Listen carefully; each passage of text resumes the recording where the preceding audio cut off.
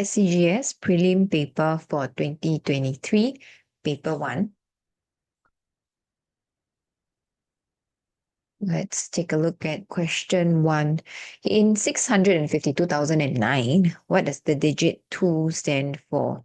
The digit 2 is in the thousands place. So answer is 3. 2,000. Okay, then next round up the number to the nearest tens. Tens place is where the 4 is.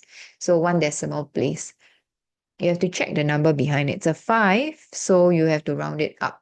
So 49.5.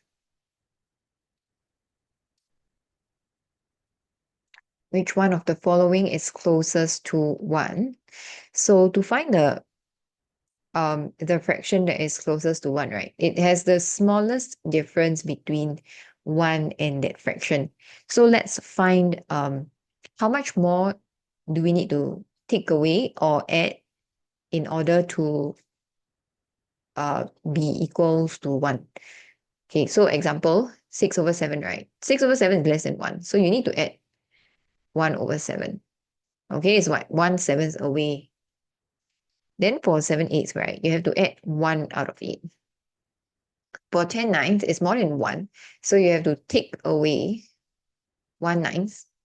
And then for 12/11, you have to take away 1 out of 11. Okay, so all the fractions that I've either added or minus, right? They are the difference between the fraction given and 1.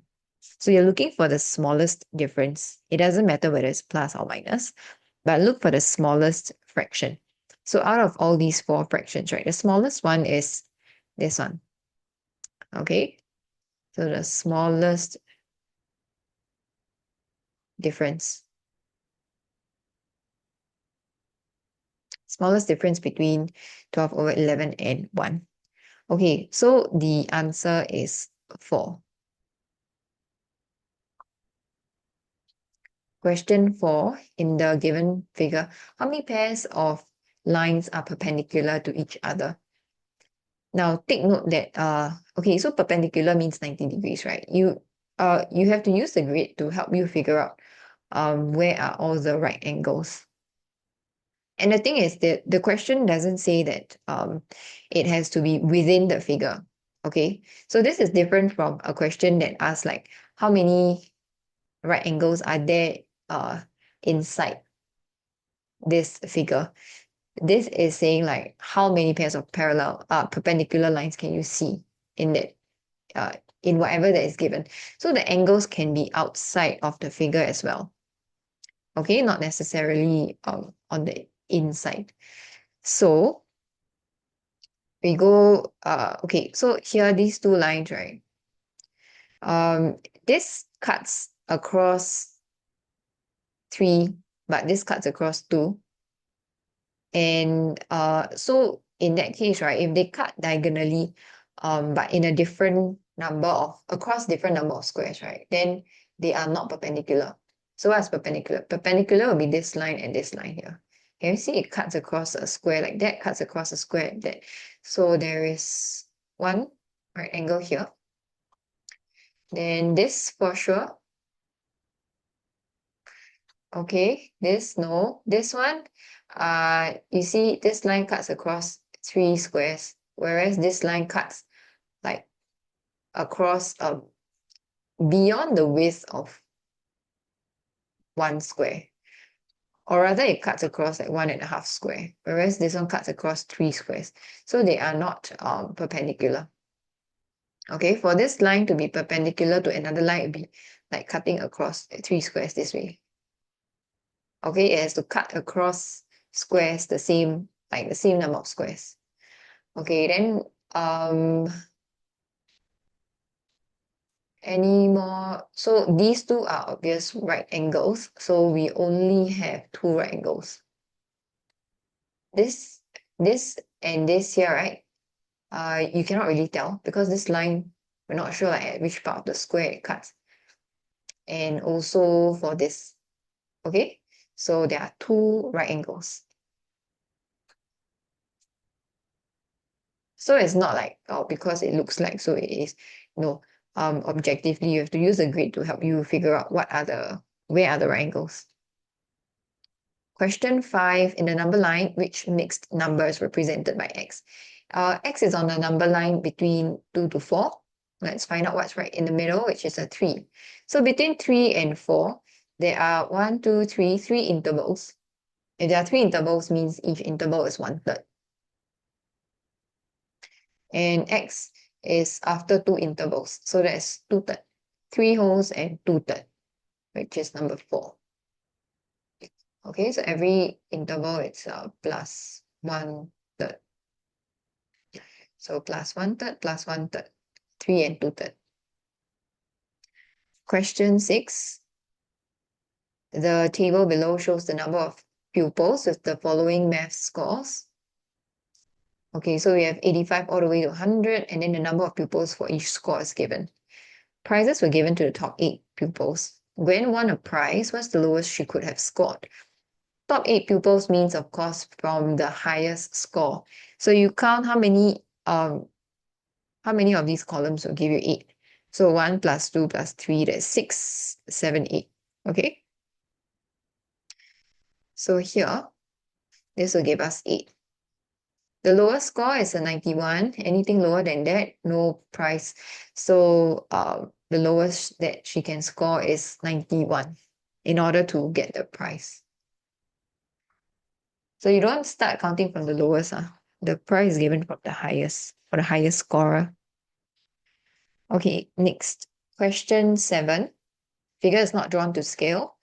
PQRT is a parallelogram.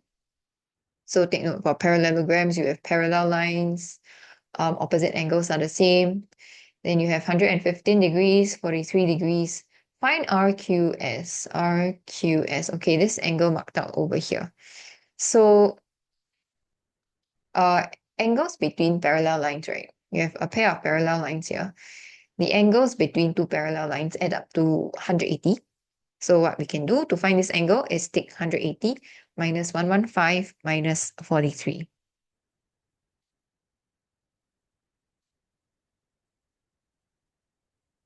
Which is 22 degrees. So answer is a 1. Question 8. Arrange these values from the largest to the smallest. Okay, so what we do first is we'll convert everything to, especially those with like liters and ml. We'll change it to ml. So this will be 1050. So make sure you convert correctly. 1.5 liter, half a liter is 500. So 1500 ml. Then this one is, of course, 1005 ml. So now we can compare all. Largest will be 1550. So immediately you can actually eliminate, and then you're only left with 3. Check that if that's correct. Second one is 1500, which is 1.5 liters. Yep. And then the 50 ml before you get the 5 ml. Okay, so 3 is correct.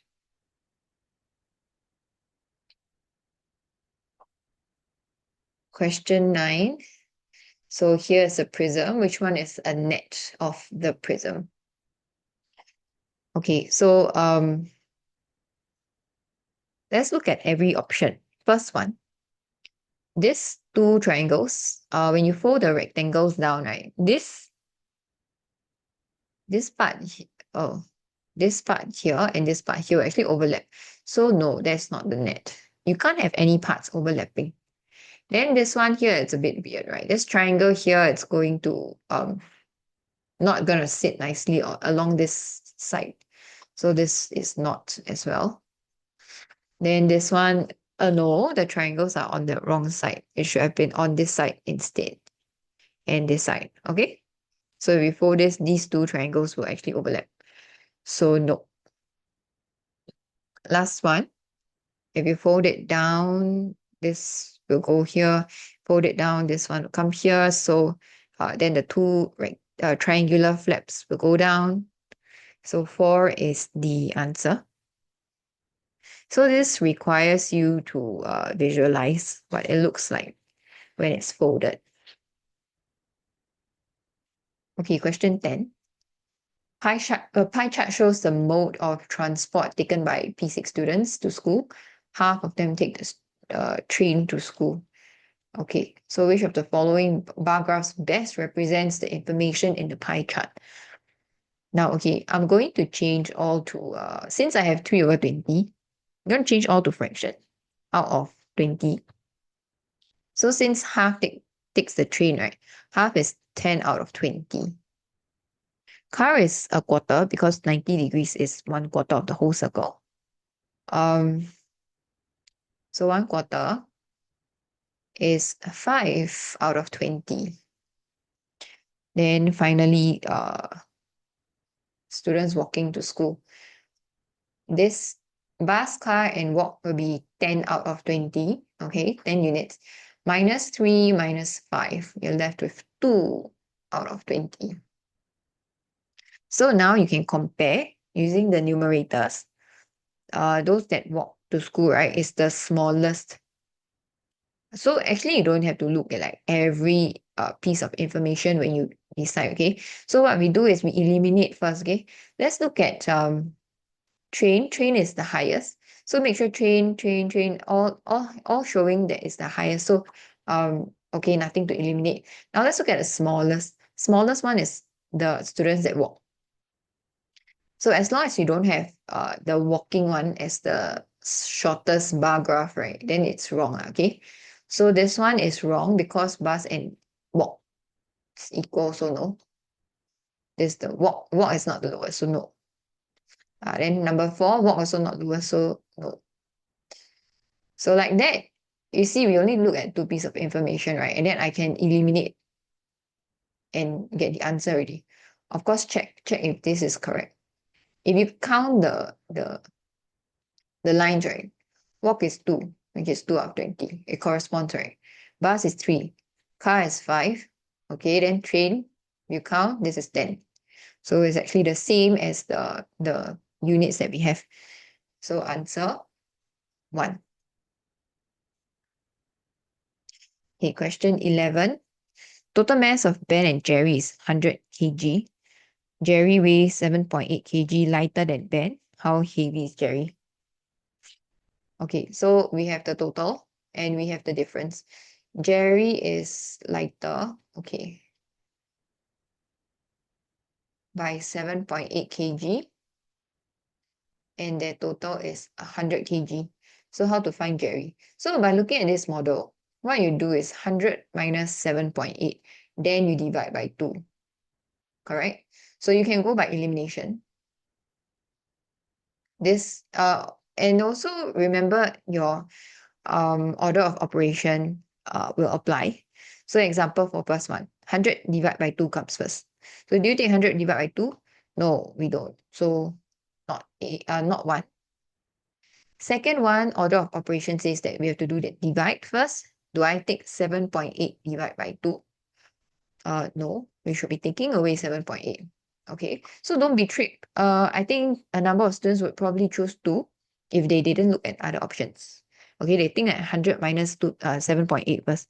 No, but order of operations means that if you write it this way, you have to take 7.8 divided by 2 first, which is wrong. Then next, 100 plus, no, you're not going to take the total to add on, right? You're not supposed to take total to add on. So that's wrong. Then the last one, the first thing you do is 100 minus 7.8 because that's at the top. So yes, that's what we want. You minus 7.8. Then the whole thing divided by 2. So 4 is the answer.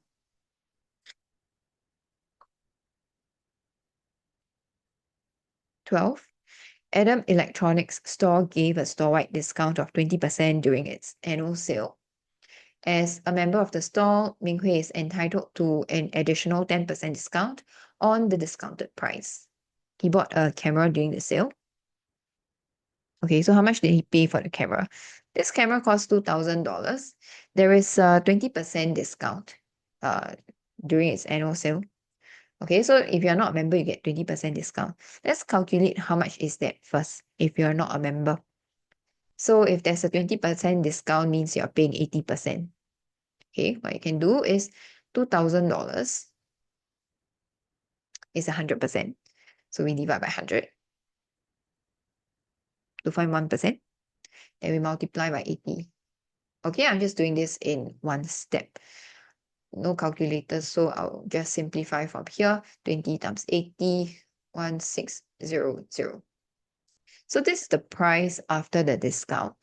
But if he's a member, he's actually entitled to additional 10% discount on the discounted price.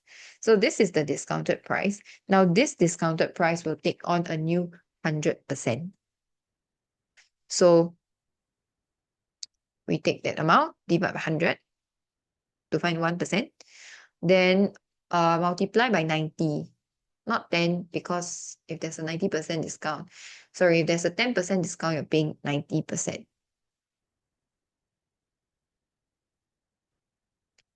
Okay, so you cancel, then you do 16 times 90. You're working, so you get 1440. Okay, what's the common error here? Common error is that students may think, okay, so 100%, 20% discount plus another 10%. So they take like 100 minus 20 minus 10, which is 70%. And then they calculate 70% of that. It's wrong. You have to treat it as like different layers of discounts. Okay, first one is the annual sale, non-members discount. And then the second one is if you're a member. So the membership discount.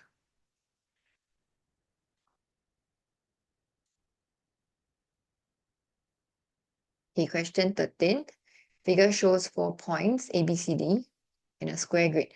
Which of the following is false? Okay, let's go through each line. D is, okay, before we do that, let's make sure you know the compass. Okay, D is south of B. Of B means you start at B. Then you look for D. D is south, yes. So compass at B. D is south, so that is true. This is true. Okay, true. Next, D is southwest of C. Of C, you put a compass at C. D is southwest. Okay. From C, southwest. Is it true? Yes, it's true. A is northwest of D. So this is D. Where is A? A is here. Now, take note that northwest is not like just a general direction towards a certain way, but it has to cut 45 degrees. So when we say northwest, right, we are talking about this direction. Because this is your compass, right? North. So northwest it cuts diagonally 45 degrees and it will not touch A. So this is wrong. So 3 is false. Okay. Let's check for B is northwest of C. Of C, so compass at C. B is northwest. So remember, cut 45 degrees. Does it go to B? Yes, it does. So this is true. Okay, this is northwest. So this is true. Okay, so only option 3 is false. Question 14, study the table below. So which algebraic expression is for row N, column C? Now, if you look at the pattern, the table, right? You have 4, 5, 6, 7, 8, 9, 10, 11, 12, 13, 14, 15. So it keeps repeating. I mean, the number sequence goes from left to right for every row. And there are four columns, right? 4 columns means the number will always increase by 4 in every row. So let's just focus on column A. These are all multiples of 4. So the first one is 4 times 1. This is 4 times 2. 4 times 3. So if it's row 1, 4 times 1, row 2, 4 times 2, row 3, 4 times 3, row N, 4 times N. Okay, so this is 4n. That's for row n, but we're not looking for column A, we're looking for column C. So from column A to C, right, 4, 5, 6, you add 2, right? 8, 9, 10, you add 2. So in column C is actually 4n plus 2. So answer is 3.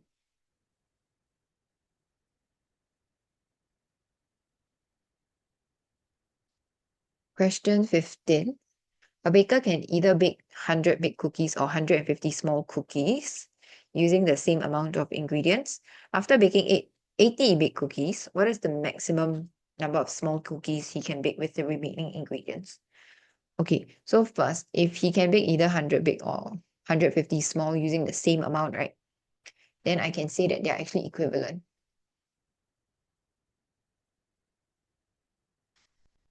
Okay, so now the question is, if he bakes, after baking 80 big, so what's the maximum number of small he can bake with the remaining ingredients? So what we're going to do is, instead of having big and small, right? It's a bit hard to compare that way. We're going to change everything to small. So like this 80 big cookies, right? We're going to change it to, we're going to find out how many small cookies is that equivalent to. Okay, so I've got 100 big. What I can do is I can find 10 big before I find 80 big. Okay, so this is divide 10. So divide by 10 is 15 small here times 8. So 15 times 8, 120 small.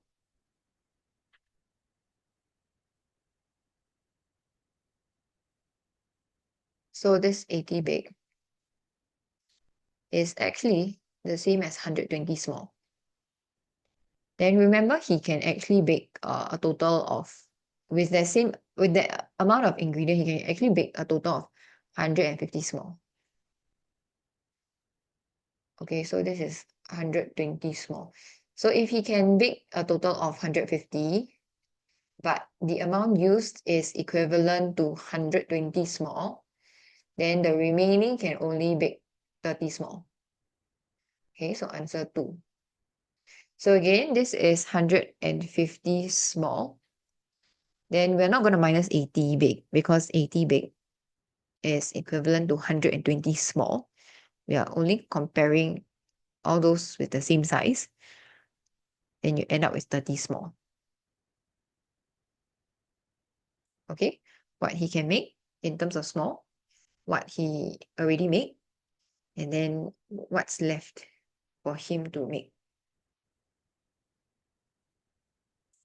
Okay, now let's look at booklet B. Okay, find the value of 82 hundredths, 4 tenths, and 7 thousandths. So first we'll write in numerals. 82 hundredths, hundredths, 2 zeros. 4 tenths.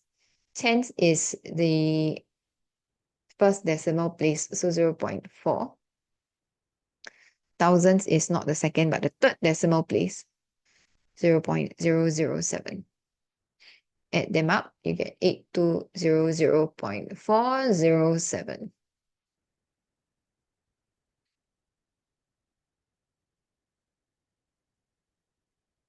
Okay, question 17. Filling paid $5 for 20 pencils. What is the cost of each pencil in cents? Okay, so you want to find one pencil. Start off with 20 pencils. 20 pencils is $5, which is 500 cents. You want to find one pencil. So you take 500 cents, divide by 20.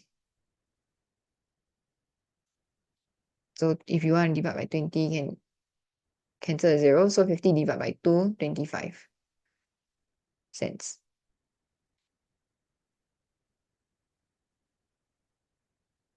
Okay, next, find the value of 7 minus 3.18. Okay, I'm just gonna show you the working. 7 minus 3.18. The decimal place must be in line, so that's why we have 7.00.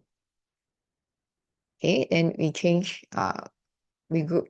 This is a 6, this becomes 10. We're gonna shift again, so this is 9 now, this is 10. 10 minus 8, 2, 9 minus 1, 8, 6 minus 3, 3. So answer 3.82.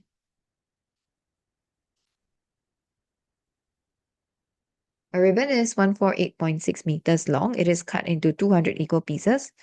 How long is each piece of ribbon?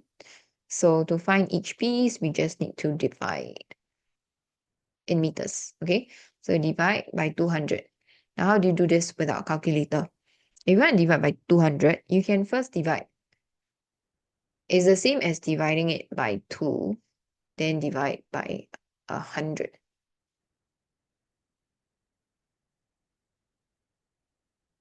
148.6 divided by 2 is 74.3. Then you divide by 100. Now, if you want to divide by 100, just shift the decimal point 2 times to the left. Make it smaller, right? So 0.743 meters. 0.743. Next, find the value of 4/9 divided by 2/5. Okay, when you have fractions and you want to divide, we apply KCF. Keep, change, flip. Okay, so how this works is you keep the first fraction. You change the sign 2 times. Then you flip the last fraction. So once you have this, numerator times numerator, denominator times denominator. But before we do that, we can actually check and see if we can simplify anything. Okay, simplify means a number in the numerator, a number in the denominator. If they can be divided by the same number, you divide. So example, it doesn't have to be in the same fraction, but it can be like 4 and 2. 1 on top, 1 below. Both can be divided by 2 to get this. And this is a 10/9.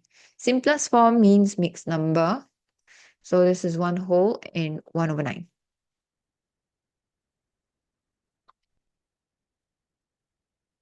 Question 21. A can of mushroom soup costs $3.20 and a bundle of 3 cans of mushroom soup costs $8. Diane wants to buy 20 cans of mushroom soup. What is the least amount of money she needs? Okay, this is grouping. I'm going to group like 3 cans, which cost $8, right? So this is what I can get in a group. Otherwise, I have to buy it individually at $3.20. Okay, if she wants to buy 20 cans, right? How many groups of this can she get? Okay, let's find out. Number of groups will be 20 divided by. So is it 20 divided by 3 or 20 divided by 8? Now 20 is the number of cans. So you should be dividing by the number of cans, not the money. Okay, so you have cans, you divide by cans. So when you divide, you get 6, remainder 2. 6 means 6 groups. 2 means that if you wanted to get 20 cans, right, and then you try to find the groups, you will have this 2 that is not in the group. So 2 cans. Okay, 2 cans that you need to get. Okay, so first let's look at the 6 groups. 6 groups, how much? We're looking for money, so 6 times $8. Because every group is $8. So if you have 6 groups, then 6 times $8. Now back to this remainder 2. Remainder 2 means you need another 2 more cans. Okay, they can't be bought in the group, so you need to pay for them separately. 2 cans cost 2 times $3.20. So $6.40 for that 2 cans. So total will be your $48. plus 640.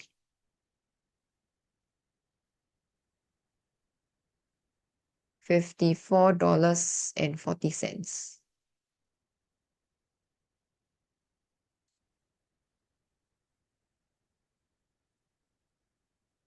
22, Siti has a string that is 5 meters long. She cuts them into equal pieces, each measuring 3/5 meters.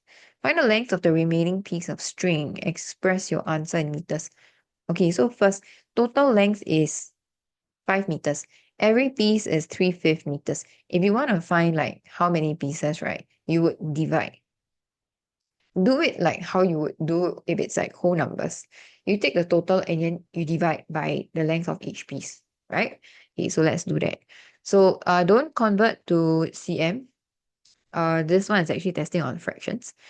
So total divide by each piece, which is 3/5. So again, we apply keep, change, flip. Keep the first number, change the sign to a times, flip the second fraction.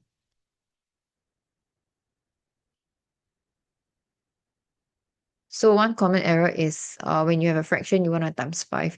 Some students may times 5 to the top and bottom, but that shouldn't be the case. You should only times the 5. Because like 5/3, right? How many if you want 5 times of that, it's still thirds. Okay, you get 25/3. Which is in mixed number 8 whole and 1/3. So what? Yeah, okay. So another common mistake is students will think 1/3 is the remaining piece. But no, 1/3 is not the remaining piece. You get maximum of 8 pieces. This 1/3 means 1/3 of one piece. That's not 1/3 meters. 1/3 of one piece. Okay, right? 1/3 of one piece is 1/3 of, so we times. One piece is 3/5 meters. Okay, so that will actually give us the length of the remaining piece. 1/3 is just the fraction of the remaining piece. So we do this, simplify. You get 1/5 meters. That is the length.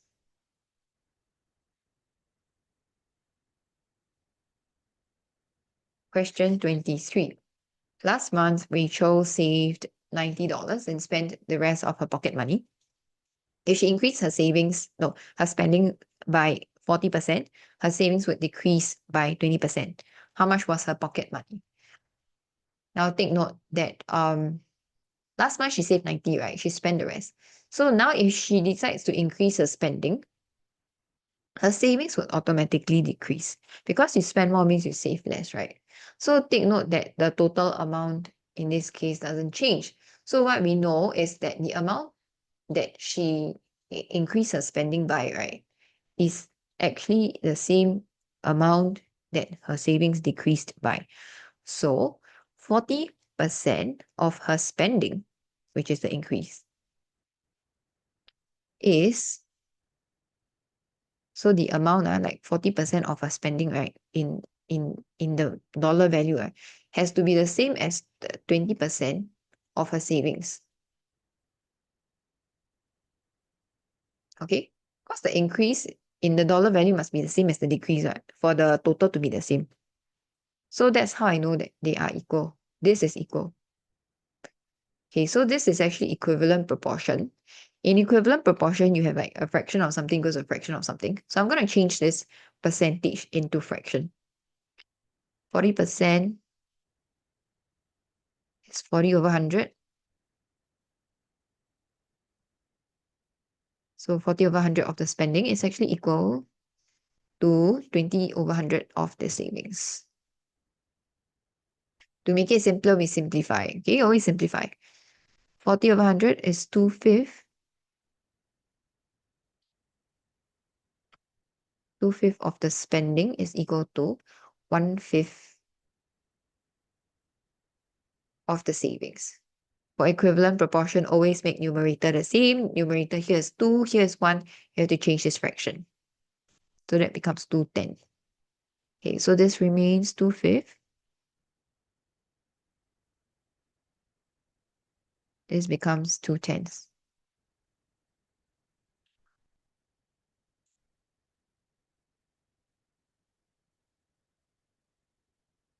So now we have 2 units of spending equals to 2 units of savings. But the spending is 5 units, savings is 10 units in total. So we can write down the ratio. Spending to savings, 5 to 10. 5 to 10 you can simplify some more, which is 1 to 2. So this is the ratio of what she spent and saved at first. Okay, at first. She saved $90 at first, last month. So this 2 units is the $90.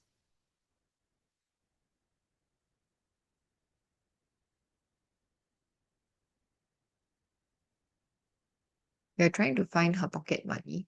So 1 unit is 90 divided by 2. Her pocket money is spending plus savings, 3 units.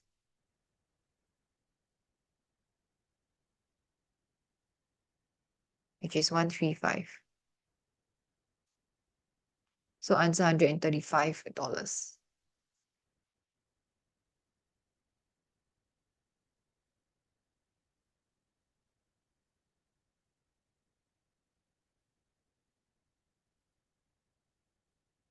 The other way to do this question is you could find out what is the savings, the decrease in the savings. Savings is $90. If you find 20%, so you take 20 over 100 times 90, right? That would be 40% of her spending. Then you divide by 40 times 100 to find the spending. Then you add that to 90 to get her pocket money. Okay, that's the other way. 24. Jane is P years old. Okay, so Jane, this is algebra. Jane is P. She's twice as old as the brother. So the brother is half her age. So P over 2. How old is the brother? 8 years' time. So it's simply P over 2 plus 8. Please do not write the 8 in the numerator. It's not P over 2. P plus 8 over 2. No, you have to write the plus 8 on the outside. Okay, you're adding 8 to that P over 2. Okay, 25. 30 students shared a box of stickers equally. 6 gave up their share. And then their stickers were distributed equally to the rest of the students. As a result, the rest of them received 2 more each. How many stickers did each student have at first? Okay, so we have 30 of them. 6 of them say, I don't want the stickers. I don't want the stickers, right? So the rest of them got extra. Who are the rest? Like, how many of them are the rest of them? So the remaining students, remaining number of students will be 30 minus 6. Okay, 24 of them. What happened to 24 of them? They actually received 2 more each. So the additional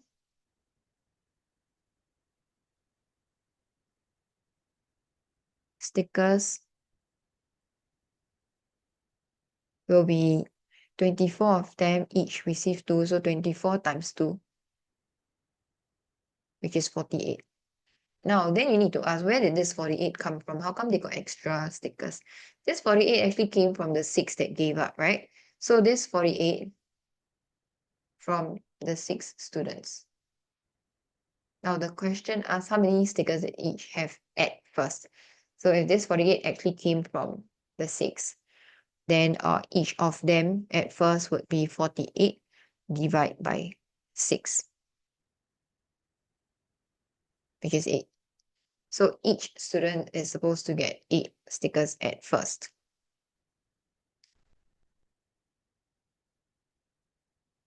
Question 26. Jenny took 4 hours to paint a room. Bala took 5 hours to paint the same room. So at this rate, how long would it take if they paint such a room together? This question is about rate, right? So if we're doing a question on rate, let's find the rate of work done by Jenny and Bala.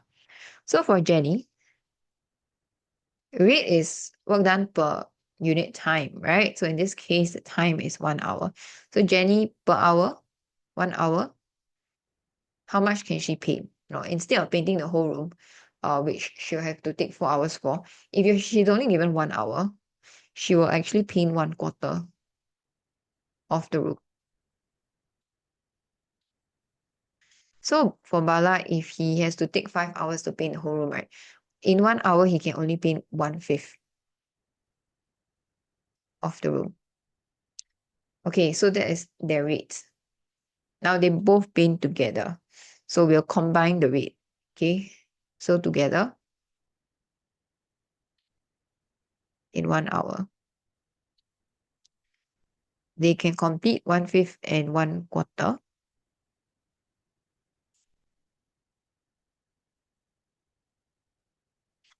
So together they can complete 9/20 of the room. So how long will they take? So this is just 1 hour, right? So if 9/20 of the room takes them 1 hour, we want to find the whole room. The whole room is 20 out of 20. So what we do is we find 1 out of 20 first. Now don't be confused by the fractions. 9 out of 20 to get 1 out of 20, just simply divide by 9. Right, divide by 9. Because 9/20 is 9 times of that. Okay, so you divide by 9, you get 1/9 of an hour. You want to find the whole room. Whole room is 20 out of 20 of the room. So here, we times 20. Okay, times 20, you get 20/9 of an hour. We change to mixed number. This is 2 wholes and 2/9 of an hour. Okay, so this is how you do a rate question like that. So if you come across such a question, if you're not sure how to start, just look for the rates first. Usually they're asking about that. And the rate is either like per day, per hour, per minute, per unit time, whatever that is given in the question. Okay, next question, 27. The figure below shows 2 rectangular tanks, X and Y. 540 cubic cm of water is poured into X and Y until the heights were the same. So what is the height of the water level in each tank? Okay, so for this, I'm going to use a table to show. This is like it's like grouping. Okay, you have tank X, tank Y. I'm going to find the base area, the height, the water level. So the height is referring to the water level, then the volume. After the transfer. Okay, the base area is given in the diagram, which is like 6 times 5. 30 is 15 times 4, 60. Okay, you may have approached this question in a different way, it's fine. But the logic is the same, similar. Okay. So now after the transfer, right, the height of the water levels were the same. So for height, which is referring to water level, if it's the same, I'll refer to it as 1 to 1. Like the lowest possible numbers I can use is 1 and 1 if it's the same. Okay, so volume will be base area times height. So 30 times 1, 30. 60 times 1, 60. So take note, this is the volume, like volume. So this is what we call one group. It's like grouping. Now the question said that there's 540 cubic cm of water that is poured into both. So 540 cubic cm is actually the total volume, right? So in one group, I will find the total volume as well.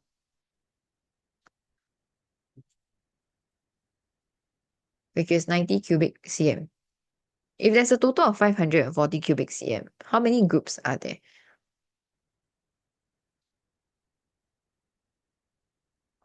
So the number of groups will be 540 divided by 90, which is 6. 6 groups. So imagine there's 6 times of this. Now go back to the question. What is the question asking for? What was the height of the water level? So the height in each the height of the water level in each tank, right, is 1 in each group. So since there's 6 groups, so you can just take 6 times the 1 cm.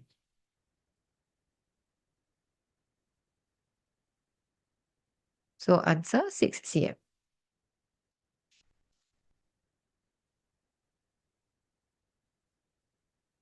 Okay, now let's look at 28. Rectangular piece of paper was folded to form the figure as shown below. Find the perimeter of the rectangular piece of paper when it was unfolded. Okay, let's draw what it looks like unfolded.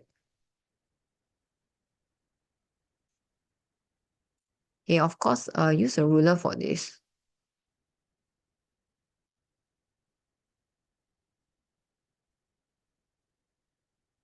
Okay, once you've drawn, right, it's easier to actually see like what the measurements are. So basically the perimeter of this will be length, and then the 2 breadths. Okay, so first you have 5, 5, 5, 5. So this is also 5. This is 5. Let's write the measurements on top. Same for this one 5. So this one 5, the top here 5. Then since this is a 2, up here is a 2.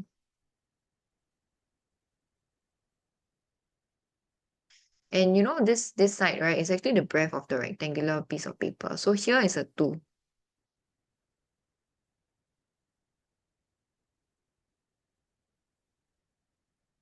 Okay, then here also 2. Then 9. So the length will be 5, 2, 9, 2, 5. 23. 23 cm is the length. The breadth is 2. So we just take 23 plus 23 plus 2 plus 2. 50. So 50 cm.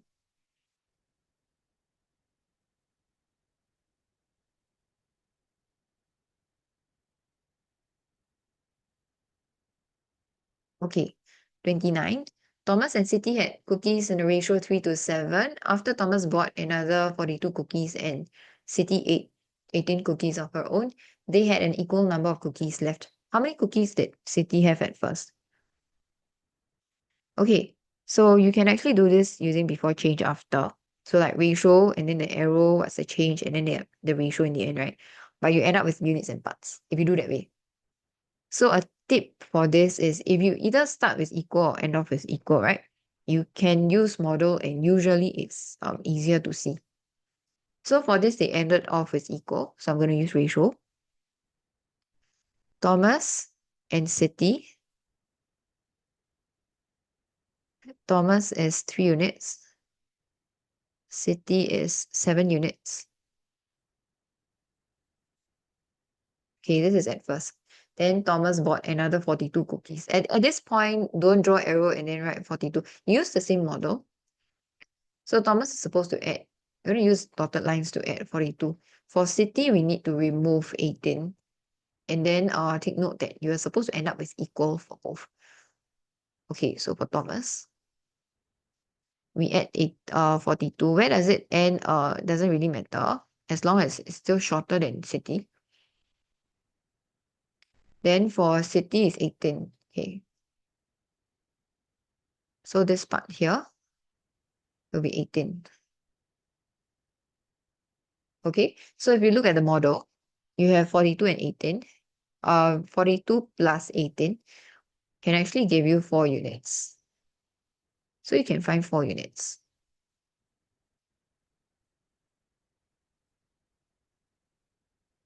Which is 60. So 1 unit is 15. How many cookies did City have at first? City started with 7 units. So we find 7 units. 7 times 15 is 105.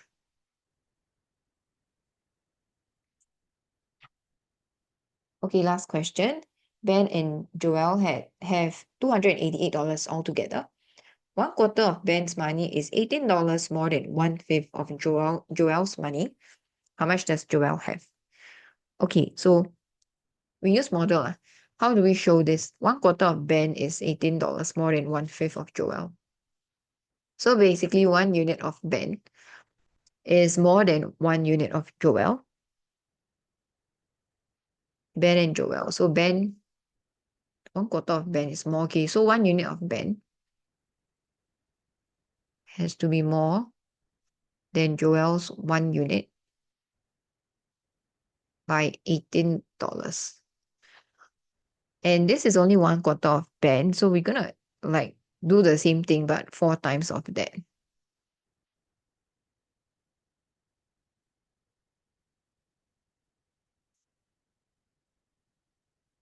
Okay, so every big unit you have 18.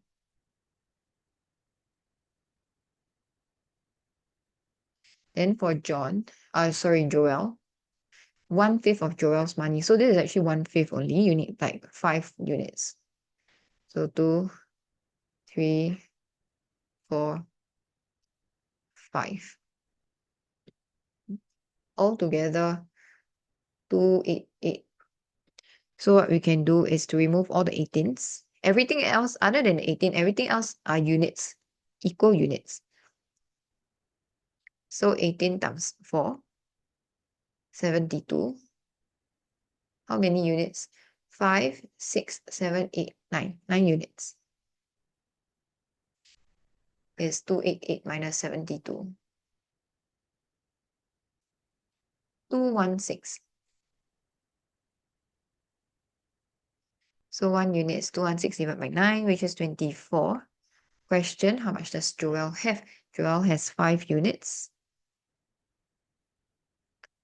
So 5 times 24, which is 120. Okay, so Joel has $120. Okay, with that, that's the end for SCGS 2023 Prelim paper 1.